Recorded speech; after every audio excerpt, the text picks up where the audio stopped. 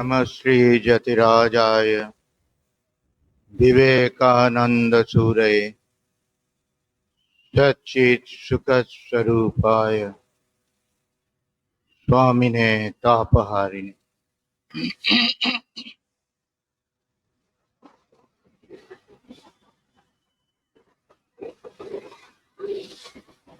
আমরা কতদিন দেখছিলাম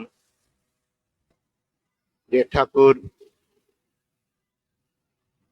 গেরুয়া বিতরণ করছেন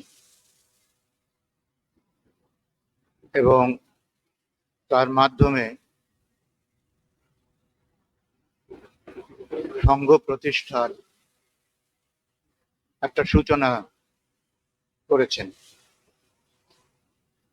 12টি গেরুয়া আমরা যারা সন্ন্যাসী সন্তান পরে সন্ন্যাসী হবেন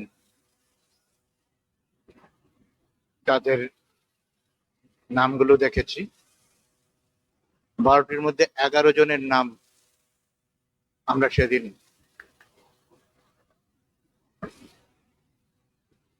উচ্চারণ করেছিলাম,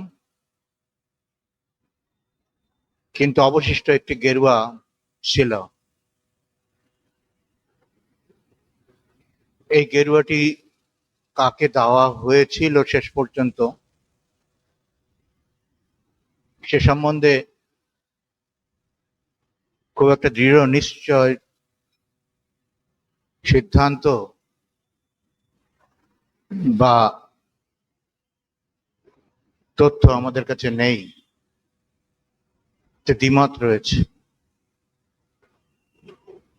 একটা মত অনুযায়ী নিত্য গোপালকে, ঠাকুরের ভক্ত নিত্য গোপালকে হয়তো দেওয়া হয়েছিল, আবার আরেকটি মত অনুযায়ী গিরিশচন্দ্র ঘোষকে দেওয়া হয়েছিল। কিন্তু এদের দুজনের মধ্যে কেউই সন্ন্যাসী হননি শেষ পর্যন্ত। গিরিশবাবু সম্বন্ধে সকলের একটা বিশ্বাস ছিল যে তিনি ভৈরবের অংশে জন্মগ্রহণ করেছিলেন, শিবের অংশে। শিব সন্ন্যাসীদের গুরু, ত্যাগী। সেই দিক থেকে হয়তো গিরিশবাবুর কথাটা মনে আসতে পারে তখন। আরেকটা ঘটনা, এই যে গিরিশবাবু সম্বন্ধে এই ধারণাটি সকলের মধ্যে ছিল, সেটা নরেনের মধ্যেও ছিল। তার প্রমাণ হচ্ছে অনেক পরে নরেন একদিন গিরিশবাবুকে শিব সাজিয়েছিলেন, জটা জুটো পরিয়ে, তারপরে গায়ে ভস্য মেখে তাকে শিব রূপে সজ্জিত করেছিলেন। এটার থেকেও আমাদের একটা ধারণা হয় যে যদি গিরিশচন্দ্র ঘোষকে অবশিষ্ট গেরুয়াটি দেওয়া হয়ে থাকে, তার মধ্যে কিছুটা যুক্তি রয়েছে এই ধারণাকে আধার করে। এই তো গেল গেরুয়া বিতরণের কথা। কিন্তু এর মাঝে কাশীপুরে একটা বিবাদ সৃষ্টি হয়। বিবাদের মূল কারণটি হচ্ছে টাকা পয়সা নিয়ে। আমরা জানি গৃহী ভক্তেরা অর্থ দিতেন এবং সেই অর্থের সাহায্যেই কাশীপুরের ব্যয় নির্বাহ হতো। আমাদের বাবু, রামচন্দ্র দত্ত, সুরেন বাবু, কালীপদ বাবু, এরা হঠাৎ ঠিক করলেন যে না, আমরা তো টাকা পয়সা দিচ্ছি, এর একটা হিসেব থাকা দরকার। তোমরা ঠিক করলেন পুটকো গোপালকে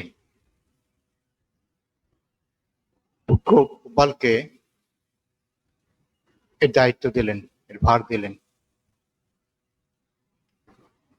আবার হুটকো গোপাল ঠাকুরেরও সেবা করছিলেন নরেনের নেতৃত্বে। আবার ওর বাড়ির অবস্থাও খুব ভালো ছিল না, তাই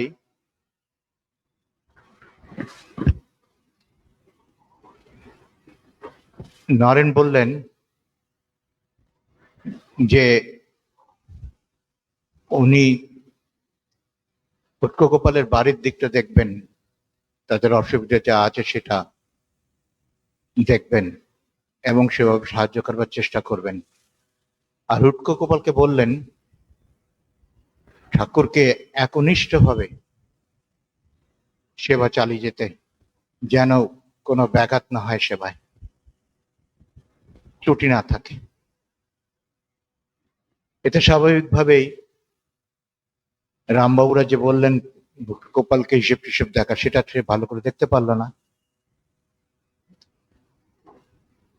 ওরা একদিন রামবাবু আর সুরেন বাবু হিসাব দেখতে চাইলেন। তারা হিসেবটি দেখে অত্যন্ত উত্তেজিত হয়ে গেলেন। তাদের ধারণা হলো খুব বেশি খরচা হচ্ছে, আর এই নিয়ে হুলস্থুল বাঁধিয়ে দিলেন, অনেক বিবাদ। তখন নরেন বাধ্য হয়ে ঠাকুরকে জানালেন এই বিবাদের কথা। ঠাকুর শুনে বিরক্ত হলেন। ঠাকুর বললেন নরেনকে, তুই আমাকে যেখানে কাঁধে করে নিয়ে যাবে আমি সেখানেই থাকবো। নরেনের প্রতি অগাধ আস্থা। আর এই যুবক ভক্তেরা তারা ঠিক করলেন যে গৃহীদের টাকা নেবেন না। তো চলবে কি করে? ঠাকুর চিন্তায় পড়ে গেলেন। বিভিন্ন লোকের কথা তিনি ভাবছেন কাকে বলা যায়। হঠাৎ তার মনে হলো গিরিশবাবুর কথা। গিরিশবাবুকে ডেকে সব বললেন। গিরিশবাবু বীর ভক্তের মতো, তার সামর্থ্য সেরকম ছিল না, কিন্তু তখন তবু তিনি বললেন প্রয়োজন হলে ভিটে মাটি বিক্রি করে এই ব্যয় তিনি চালাবেন। আর এই কথা যখন চলছে, তার আগে লক্ষ্মীনারায়ণ খবর পেয়ে গেলেন, লক্ষ্মীনারায়ণ মারোয়ারি। তিনি এসে, তিনিও ঠাকুরের বড় ভক্ত ছিলেন, এর আগেও আমরা দেখেছি। এসে টাকা রেখে গেলেন। ঠাকুর তো তার টাকা আগেও প্রত্যাখ্যান করেছেন, সে কাহিনী আমরা জানি। এবারও তাই করলেন, নিলেন না। তারপরে এই গিরিশবাবুর কথা যখন মনে হলো, গিরিশবাবুকে বলাতে গিরিশবাবু এরকম বললেন। আর এদিকে যুবক ভক্তরা করলেন কি,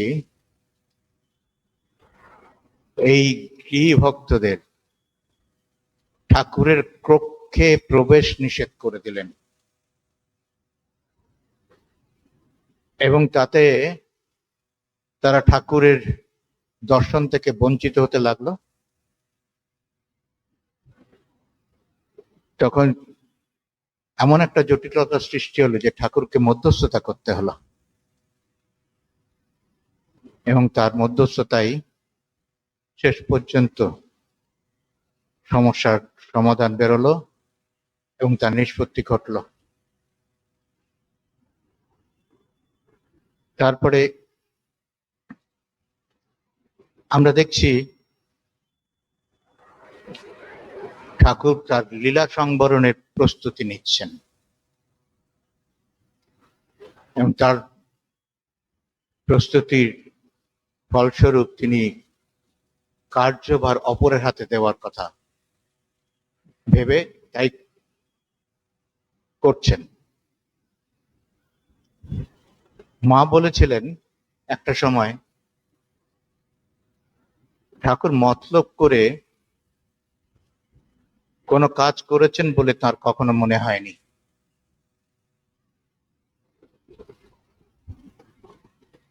এই মন্তব্যটি অবশ্যই আমাদের শিরোধার্য এবং তাদেরও শিরোধার্য ছিল, কারণ তার ব্যাখ্যা হতে পারে এরকম ভাবে,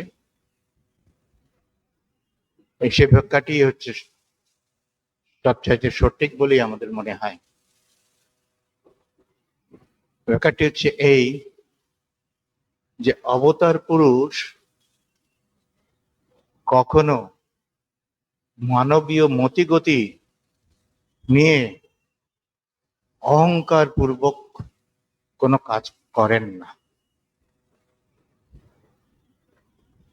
আর ঠাকুরের ক্ষেত্রে জগদম্বার যে বিরাট মন, সেই মনের সঙ্গে ঠাকুরের মন এক হয়ে গিয়েছিল। এই বিরাট মনটি কি? ঈশ্বরের, ভগবানের। এই বিরাট মনটি হচ্ছে সমষ্টি মন। আমরা জানি বেদান্তের দৃষ্টিকোণ থেকে ঈশ্বর, জীব আর জগৎ। ঈশ্বর মায়াধীশ, মায়ার প্রভাবের বাইরে, জীব আর জগৎ মায়াধীন। আর এই যে সমষ্টি মন মানে আমাদের সকলের মন একত্রিতভাবে ঈশ্বরের মনের সমাহিত, একীভূত।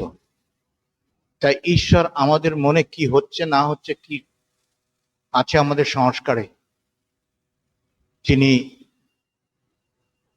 সবকিছু জানেন। সেই অর্থে তিনি সর্বজ্ঞ, সর্বশক্তিমানও আমরা জানি। এই যে আমাদের ব্যষ্টি মনে যা কিছু ওঠে, ঈশ্বর সবই দেখতে পান। আমরা ঠাকুরের ক্ষেত্রেও সেটা দেখেছি। ইচ্ছে মাত্র কারো মনে যা আছে তিনি দেখতে পেতেন এবং সময় সময় বলেও দিতেন। এই বিরাট মন, এই বিরাট মনের আরেকটি নাম বেদান্তের দিক থেকে মহৎ তত্ত্ব।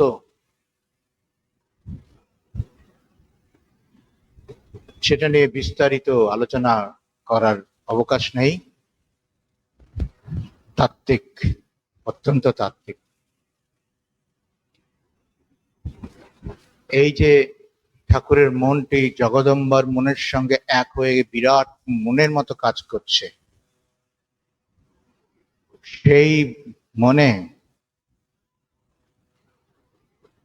মানব সুলভ কোন চিন্তা আশ্রয় করে তার পক্ষে কোনো কাজ করা সম্ভব ছিল না। তবু এটা ঠিক যে এই যে তিনি সংঘকে রূপ দিচ্ছেন, গড়ছেন, সেটা জগদম্বার ইচ্ছেতেই। কিভাবে? তার দেহ মনকে আশ্রয় করে নতুন যুগের বাণী ও কর্মধারা, যাতে লোককল্যাণ হবে, সেই কর্মের কাজের ধারা নির্ধারিত হচ্ছে। এবং সেটি হচ্ছে জগদম্বার অচিন্ত যে কার্যপ্রণালী সেটাকে আশ্রয় করি। তবে লোকদৃষ্টিতে আমরা বলতে পারি যে ঠাকুরের উৎসাহ, উদ্দীপনা, ইঙ্গিত ও কার্যাবলীর দ্বারাই এই রামকৃষ্ণ সংঘ, যেটা পরে হলো, বা ভক্ত সংঘ ঠাকুরের সময় বলা হতো, সেই ভক্ত সংঘ তিনি গড়ে তুলছেন প্রাথমিক অবস্থায়। এইভাবে আমরা যদি একটু বোঝবার চেষ্টা করি, তাহলে আমাদের কাছে মনে হয় যে মায়ের যে উক্তিটি, সেই উক্তিটি যথার্থ। এরপরে আমরা দেখি এই সংঘকে তিনি মহাসমাধির আগে কিভাবে এগিয়ে নিয়ে যাচ্ছেন এবং তা প্রতিষ্ঠিত করবার চেষ্টা করছেন, তার আভাস দিয়ে যাচ্ছেন সবকিছুর মধ্যে। নির্বিকল্প সমাধির পরে জগদম্বা তাকে বলেছিলেন, ভাবমুখে থাক। এই ভাবমুখ অবস্থাটি একটু অতি উচ্চ অবস্থা, সাধারণ সাধকের পক্ষে নয়, একমাত্র অবতার পুরুষের ক্ষেত্রেই ওটা প্রযোজ্য। অবতার পুরুষ মানে ঠাকুরের মতো তার মনটি সবসময় সমাধি মুখী, কিন্তু জগদম্বার যন্ত্র হিসেবে বা জগদম্বার একটা অবতার রূপ ধারণ করে তিনি যখন মানব জন্ম গ্রহণ করেন, সেই উদ্দেশ্যটি হলো জগতে ধর্মকে পুনঃপ্রতিষ্ঠা করা। মানুষ ভুলে গেছে যথার্থ ধর্ম কি, এবং লোক কল্যাণ করা তার মাধ্যমে। সেটা ঈশ্বরেরই কর্ম। ঈশ্বরই অবতার রূপে অবতরণ করে তারপরে আসেন। এই ভাবমুখ নিয়ে আমরা প্রচলিত শাস্ত্রে সচরাচর খুব একটা কিছু দেখি না মানে আছে, নিশ্চয়ই আছে বলেই শারদানন্দজি লীলা প্রসঙ্গে এই ভাবমুখ নিয়ে বিস্তারিত আলোচনা করেছেন। এই অবস্থাটি কিরকম? সমাধিস্থ অবস্থায় থাকলে বেশি দিন শরীর মন তো কাজ করবে না, ফলে শরীর ত্যাগ হয়ে যাবে। তাই এই শরীর ধারণ করে এসছেন, শরীর না থাকলে কর্ম করা সম্ভব নয়, মন না থাকলে। তা এমন একটা অবস্থা যে একদিকে নির্বিকল্প সমাধি, আর আরেকদিকে এই আপেক্ষিক জগৎ, পারমার্থিক আর আপেক্ষিক, ঠিক মাঝামাঝি একটা জায়গায় তার অবস্থিতি, যে ভাবমুখে থাকেন। তাই যখনই তার মনটা উপরের দিকে যায় তখনই তিনি সমাধিস্থ হতে পারেন একটু কোনো ঈশ্বরীয় প্রসঙ্গ বা কোনো ইঙ্গিত থাকলে। আবার তার ক্ষেত্রে এটা সম্ভব যে মানুষের জন্য তার এত ভালোবাসা,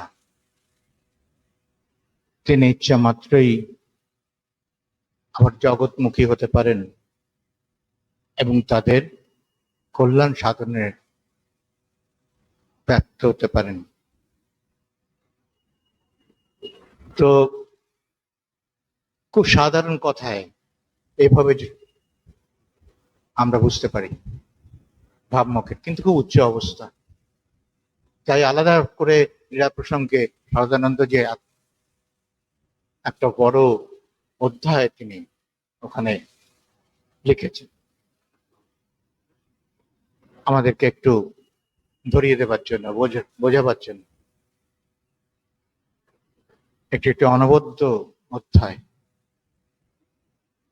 যারা ঠাকুরের জীবন, কর্ম, তার বাণী এগুলো নিয়ে একটু গভীরে গিয়ে ভাববার চেষ্টা করবেন, তাদের পক্ষে এটা খুব সাহায্য করবে। যারা হালকাভাবে ঠাকুরকে একজন সাধক হিসেবে শুধু দেখবেন না, তাদের ক্ষেত্রে। তো এখন ভাবমুখে থাক একথা বললেন, তারপরে কি হলো? ঠাকুর ভগবত প্রসঙ্গ নিয়ে থাকতে চাইছেন এবং তার জন্য তিনি ভক্ত সমাগমের উদ্দেশ্যে জগদম্বার কাছে প্রার্থনা জানালেন। তার পক্ষে এক মুহূর্ত ভগবত প্রসঙ্গ ছাড়া জীবন ধারণ করা সম্ভব নয়, সেটা খুব স্বাভাবিক কারণে। জগতের দুঃখ কষ্টের কথা তিনি মনে রাখতেন, কিন্তু তিনি ব্যক্তিগতভাবে কখনোই নিজে জগতের কোনো বিষয়ে, বস্তুতান্ত্রিক কোনো বিষয়ে, ব্যবহারিক কোনো বিষয়ে নিজেকে লিপ্ত করতে পারতেন না। তো এই প্রার্থনা পূরণের আশ্বাস জগদম্বার কাছে যখন পেলেন, তখন তিনি কি করলেন? ওই দক্ষিণেশ্বরের কুটি বাড়ির উপরে উঠে গিয়ে আকুল হৃদয়ে ভক্তদের আহ্বান করলেন। এটাও আমাদের কাছে একটা আশ্চর্যের বিষয়। আমরা কাউকে দেখতে পাচ্ছি না, তারা কে জানি না, কিন্তু যদি আহ্বান করি যে আমাদের মন মতো কিছু মানুষ আসুক, তারা এসে পৌঁছয় না। কিন্তু ঠাকুরের আহ্বানে ভক্তরা এলেন এবং ভক্তদেরকে দেখে চিনতেও পারলেন তিনি। চিনতে পেরে তাদেরকে সাদরে গ্রহণ করল। এটা কি করে সম্ভব? তা আমার মনে হয়, আমি অনেক ভাবার চেষ্টা করেছি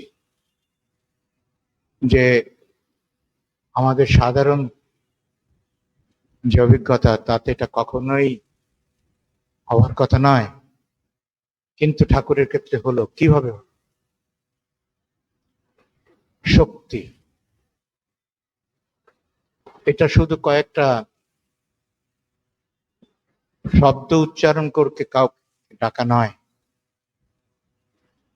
শক্তির আকর্ষণ, শক্তির আকর্ষণী শক্তি। কিরকম? আমরা একটু যদি ভাবি, ঠাকুরের মধ্যে জগদম্বার শক্তি কাজ করছে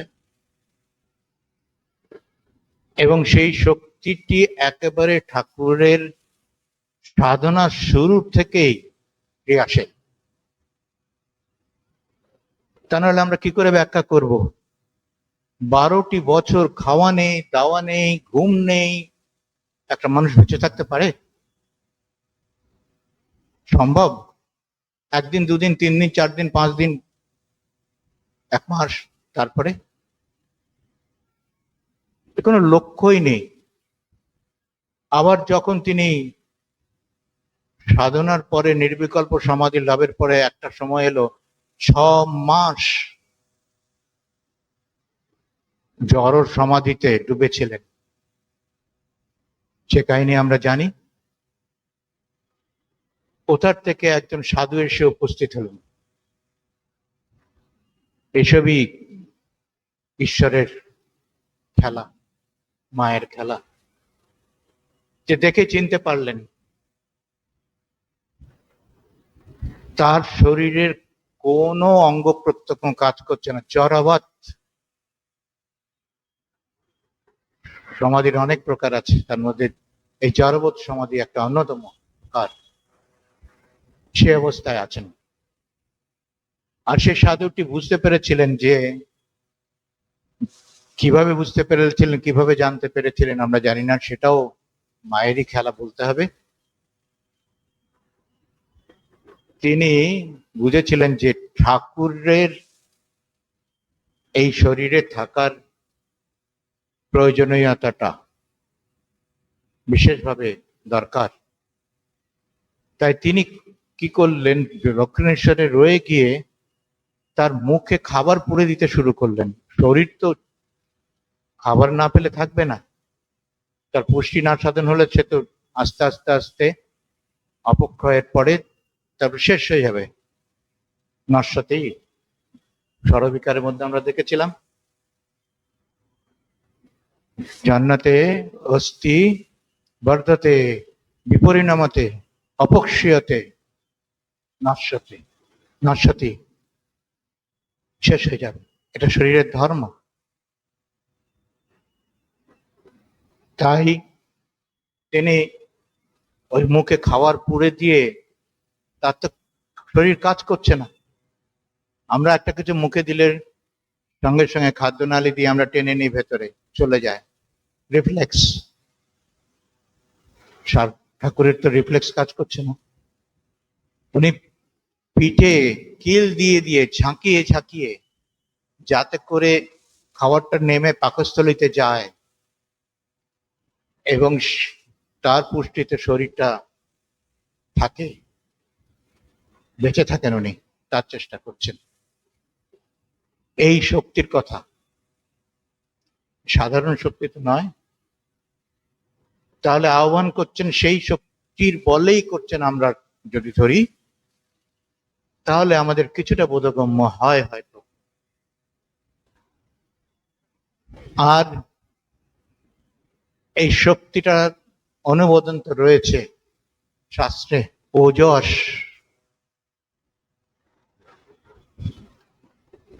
এই যোগবল টগবল নয়, ঠাকুর যোগবল টবল করেননি। এই যোগ টোগ সবকিছুই হচ্ছে গিয়ে ব্যবহারিক,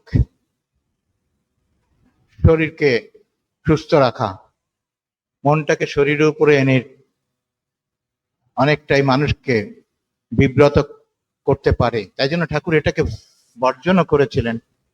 এটা তন্ত্রের অন্তর্গত, সাধকের পক্ষে এটা কখনোই ইয়ে নয়। পতঞ্জলি যোগসূত্রে শুধু আসনের কথা বলা হয়েছে এবং তার উদ্দেশ্য বলা হয়েছে যে অনেকক্ষণ যাতে করে আসনে বসে থাকতে পারে একটা মুদ্রায়, বিশেষ মুদ্রায়, তার জন্য শরীরটাকে যেভাবে একটু তৈরি রাখা দরকার, সেটাই শুধু অনুমোদিত পতঞ্জলি যোগসূত্রে আছে। তাই যোগ বলে কোনো প্রশ্ন নেই। আর যোগের প্রথম শেষ মধ্য কথা হচ্ছে মনোসংযোগ, একাগ্রতা। বলা হয় মন 5টি অবস্থায় থাকে। হচ্ছে মূঢ়, অলস, কিছু করতে চায় না, একেবারে তমগুণে ভর্তি। তারপরে ক্ষিপ্ত, তারপরে এত চঞ্চল মন যে কোনো কিছুতেই বসতে চায় না, কাজে লাগে না, একেবারে উত্ত্যক্ত করে মারে। তারপরে আসে বিক্ষিপ্ত। বিক্ষিপ্ত মানে কখনো কখনো একটা বিষয়ে মনটা একটু বসছে, আবার সেখান থেকে হঠাৎ করে উঠে গিয়ে অন্য জায়গায় চলে যাচ্ছে। এই যে বর্ষাটা, এই বর্ষাটাকে যেটুকুই বসে সেই সময়টাকে আস্তে আস্তে বাড়িয়ে বাড়িয়ে বাড়িয়ে নিয়ে গিয়ে ধ্যান করা, ইষ্ট চিন্তা করা, মনটাকে বারে বারে টেনে আনা না। যারা দীক্ষিত তারা আপনারা জানেন কত রকম চিন্তা আসে ধ্যান করতে বসে,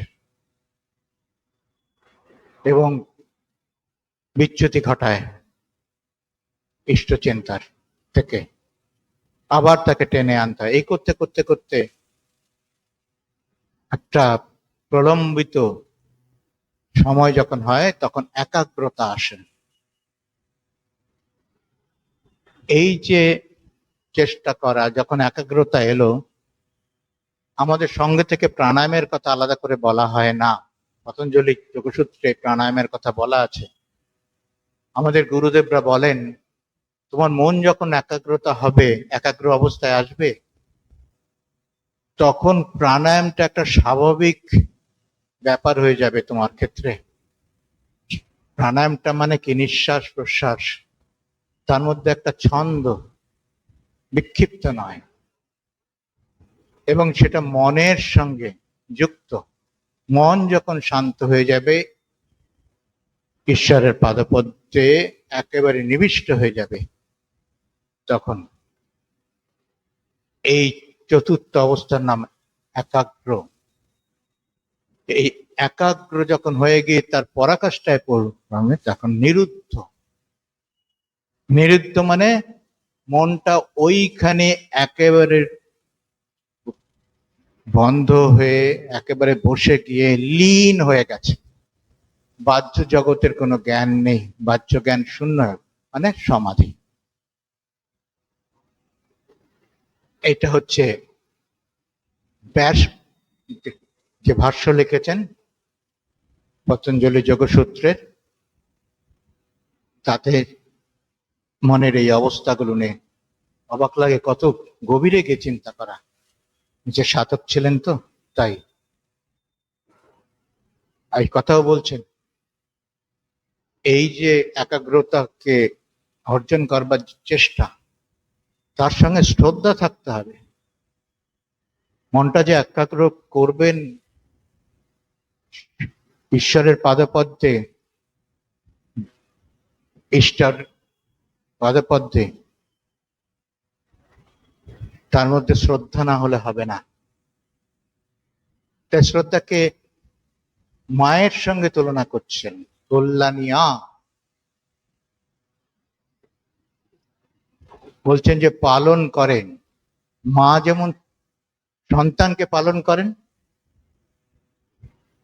তেমনি এই শ্রদ্ধা সাধককে, যোগীকে পালন করে। পাতি, যোগী নাম পাতি। অসাধারণ সব ভাবনা। ঠাকুরের ক্ষেত্রে এগুলো ওভাবে করতে হয়নি। সাধারণ সাধকের মতো এই যোগশাস্ত্রের পথে তাকে গিয়ে চেষ্টা করতে হয়নি, সবই স্বাভাবিক। কিন্তু ওই 12 বছর সাধনা করার মানেটা কি? মানেটা হচ্ছে গিয়ে আমাদেরকে দেখিয়ে দেওয়া, এবং শুধু তাই নয়, ওই একই জীবনে ওই 12 বছর সাধনার পরে যা কিছু করেছেন তা কোনো সাধারণ সাধকের পক্ষে সম্ভব নয়। সনাতন ধর্মের যত ভাব আছে সব কোটি ভাব, এবং সনাতন ধর্ম ছাড়া অন্যান্য ধর্মের যে ভাবগুলো আছে সেগুলোকে নিয়েও একই জীবনে। তাই স্বামীজি একটা বলছেন, কোনো সময় বলছে 3000 বছরের, আবার হয়তো আচ্ছা আমার মনে পড়ছে একটা জায়গায় বোধহয় 5000 বছরও বলেছেন। যে আমাদের ভারতীয় আধ্যাত্মিক সাধনার যে লব্ধ ফল, সেটার সম্বন্ধে আমরা উদাসীন হয়ে গিয়েছিলাম বস্তুতাত্ত্বিকতার প্রভাবে, মেটেরিয়ালিজমের প্রভাবে। ঠাকুরের অবতরণের এবং মানুষ দেহ ধারণ করে ঈশ্বর স্বয়ং যে ঠাকুর রূপ নিয়ে এসছেন, তার উদ্দেশ্যই একটা ছিল যে আমাদেরকে আবার সেই ঐতিহ্যের কথা স্মরণ করিয়ে দেওয়া, ধরিয়ে দেওয়া। তাই বলছেন ঠাকুরের জীবনটা একটা সার্চ লাইট। এই যে আমাদের আধ্যাত্মিক ধন সম্পদ আমাদের রয়েছে, আমরা এই ধন সম্পদে এত ধনী আমরা জানি না, আমরা ভিখারির মতো ব্যবহার করছি। বিকৃত সব ঠাকুর ধরিয়ে দিলেন। শুধু আমাদের হিন্দুদের নয়, সবাইকে, সমগ্র মানব জাতিকে। তাই অন্য ধর্মগুলোকে নিয়েও এতটা করলেন। শুধু তাই নয়, ইসলাম ধর্মকে একেবারে বিধিবৎ সাধনা করলেন, গুরুকরণ করলেন, 5 বার নামাজ পড়লেন, এবং ওদের যেই ধারা সেই ধারাতে মন্দিরে না যাওয়া, মূর্তি পূজাকে একেবারে ধর্তব্যের মধ্যে না আনা, মন্দিরে গেলেন না, সেভাবে করলেন। আরো অনেক কিছু করতে চাইছিলেন মধুবাবু, একটুখানি বাদ সাধলেন, বাবা অতটা করতে হবে না, করলেন। এটা ওগুলো আমাদের ভুললে চলবে না। মতোয়ার বুদ্ধি ঠাকুর পছন্দ করতেন না এবং তাকে ঘৃণা করতেন। আপনারা যদি কথামৃত পড়েন, কথামৃতের শেষের দিকে মাস্টার মশাই একটা অদ্ভুত বর্ণনা দিয়েছেন, এবং ঠাকুরকে দেখে যা যা তিনি এই ধর্মের ব্যাপারে বুঝেছেন সেগুলোকে সব তুলে ধরেছেন। এবং ঠাকুর যে মতুয়ার বুদ্ধি পছন্দ করতেন না, কিরকম করতেন না, সেটাও তিনি তুলে ধরেছেন। এবং স্বামীজি যে ঠাকুরের এই ভাবটিকে নিয়ে জগতে প্রচার করছেন, কেন করছেন, এবং তার মধ্যে সেটা কিভাবে বসে গিয়েছিল সেটা নিয়েও আলোচনা করছে। একেবারে শেষের দিকে যাবেন, 1000 পাতার পরের দিকে বোধহয় দেখবেন, কয়েক পাতা ধরে আলোচনা করেছেন, অসাধারণ আলোচনা করেছেন। মাস্টারমশাই তো খুব বড় গৃহী ভক্ত, সাধকও বটে, তা না হলে অন্যের পক্ষে এইসব জিনিসগুলোকে ধরে নিয়ে তারপরে তার নির্যাস ওইভাবে তুলে ধরা সম্ভব হতো না। যাই হোক, আমরা যেটা বলছিলাম যে যে ওই আহ্বান দিলেন, ভক্তরা আসতে শুরু করলেন, তাদেরকে চিনে, এই চিনতে পারা সেটাও তো শক্তির সাহায্যে জানতেন, সবকিছু চিনে তাদের সাদরে গ্রহণ করলেন। আর এই যে যুবক ভক্তরা যারা অন্তরঙ্গ, তাদের সম্বন্ধে বললেন, আমার 5 ফুলের সাজি, কথাটিও অত্যন্ত অর্থবহ। আমরা যদি ঠাকুরের সন্তানদের, সন্ন্যাসী সন্তানদের চরিত্রগুলো একটু বিশ্লেষণ করি, তাহলে আমরা বুঝতে পারবো কেন ঠাকুর বলছেন 5 ফুলের সাজি, এবং তাদেরকে আলাদা আলাদা করে তিনি তৈরি করেছেন তাদের ভাব সংস্কার অনুযায়ী। এই কথাটি দিয়ে তাই বোঝাচ্ছেন, ইঙ্গিত দিচ্ছেন, আভাস দিচ্ছেন। আর ভক্তদের তিনি কি করলেন? উপদেশ দিলেন, তাদের বাড়িতে গিয়ে গিয়ে তাদের উৎসবাদিতে যোগদান করলেন, যোগদান করে তাদের জীবন একভাবে পরিচালিত করে, একই ভাবধারায় পরিচালিত করে একটি অচ্ছেদ্য প্রেমসূত্রে বেঁধে ফেললেন। আবার তাদেরকে বিভিন্ন শ্রেণীভুক্ত করলেন।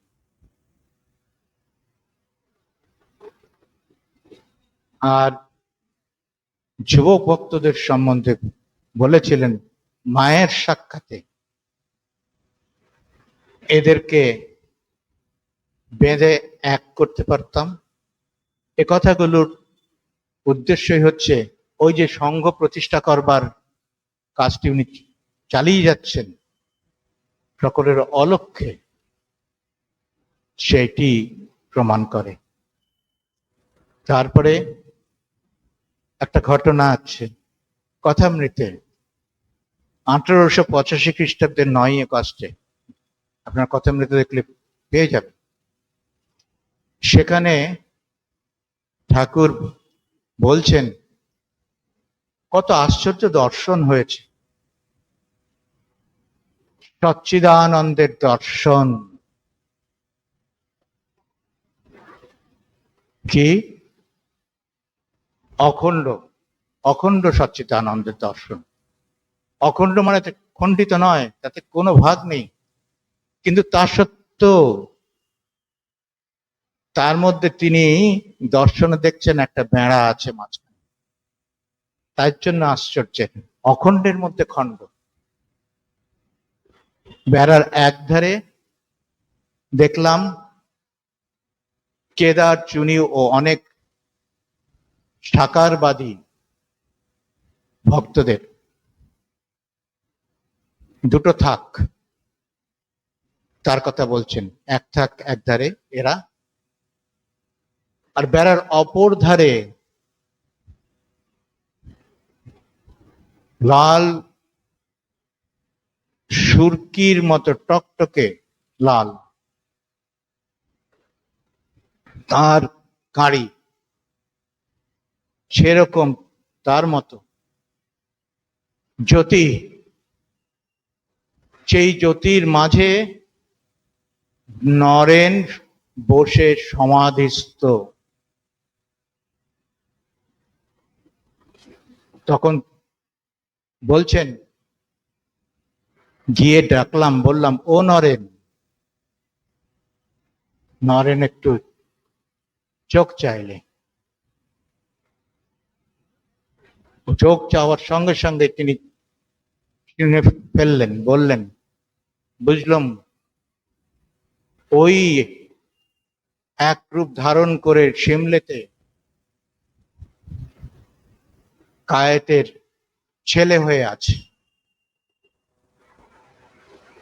দত্ত কায়স্থ কায়েতের ছেলে হয়ে আছে। মাকে প্রার্থনা করে বললাম, মা তোর মায়াতে ওকে বদ্ধ কর,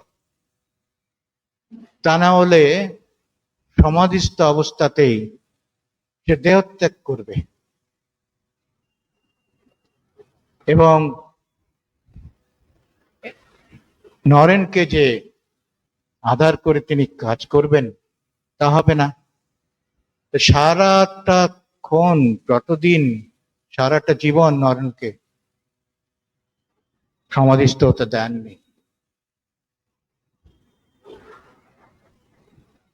তাই আমরা দেখেছিলাম, কাশীপুরেই আছে, বলছেন সমাধির চাবি আমার কাছে রইল, নিজের হাতে রেখেছে।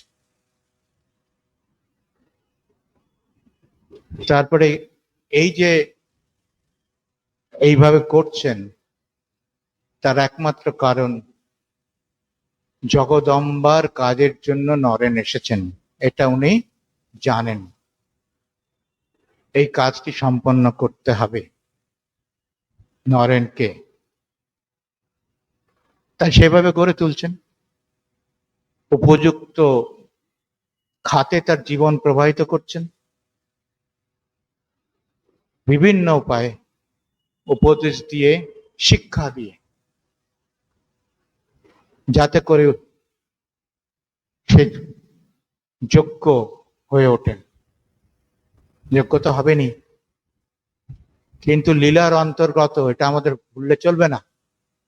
আনুষঙ্গিক অনেক কিছু আমাদের দরকার, যাতে করে আমরা জিনিসটাকে বুঝতে পারি, তাকে আস্বাদন করতে পারি, আনন্দ পাই, এবং আমরা ঈশ্বরের চিন্তায় মগ্ন হয়ে যেতে পারি। ঈশ্বরকে লাভ করার জন্য ঠাকুর বলেছেন ঈশ্বর লাভই জীবনের উদ্দেশ্য। এটা আমাদের মনে থাকা দরকার। এভাবে নরেনকে তৈরি করছেন, গড়ে তুলছেন। একটা কাগজেও লিখে দিয়েছিলেন কাশীপুরে, সেটা আমরা জানি, নরেন শিক্ষা দেবে। নরেন তাতে খুব আপত্তি করেছিল, আমি ওসব পারবো না। তুই পারবি না মানে? তোর ঘাড় করবে, একথা বলেছিলেন তো? এত জোর দিয়ে কেন বলছেন? স্বয়ং ঈশ্বর তিনি সব জানেন, করতেই হবে, করাবেন তিনি। তার আগমন, নরেনের আগমন, উদ্দেশ্য একই, সে উদ্দেশ্য সাধিত হতে হবে। তাই তিনি সেভাবে তৈরি করে নরেনকে এগিয়ে নিয়ে যাচ্ছে। ওনার অবর্তমানে বাকি যে কাজ থাকবে সেটাকে সে প্রয়োজন মতো যুগোপযোগী করে তার ভাবটি মানুষের সামনে তুলে ধরবেন, উপস্থাপিত করবেন। তো যাই হোক, আজকে এখানে থামি, বৃষ্টি বাদলের দিন, 8টা বেজে গেছে। ওম শান্তি শান্তি শান্তি। রামকৃষ্ণার্পণমস্তু।